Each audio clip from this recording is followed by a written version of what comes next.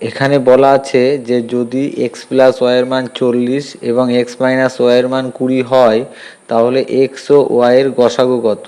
তাহলে এই দুটো আমি সমাধান করে আগে এক্স ও ওয়াইয়ের মান বের করে নেব। তাহলে আমি লিখছি এক্স প্লাস ওয়াই সমান সমান 40 এবং তার নিচে লিখছি এক্স মাইনাস ওয়াই সমান সমান 20। তাহলে এখানে ওয়াই ওয়াই কেটে গেল, তাহলে 2x 2x সমান সমান 40 আর 20 60।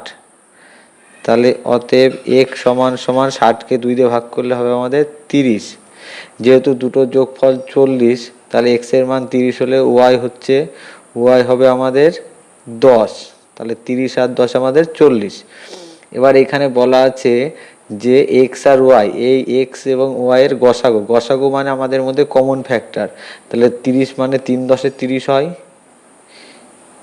আর 10 মানে 10 একে 10। তাহলে এদের মধ্যে কমন রয়েছে আমাদের 10, তাহলে আমাদের গসাগু হলো 10। আমার ভিডিও যদি তোমাদের ভালো লেগে থাকে অবশ্যই আমার ভিডিওকে লাইক কমেন্ট শেয়ার করবে এবং আমার পেজটিকে ফলো করবে নতুন নতুন ভিডিও পাওয়ার জন্য।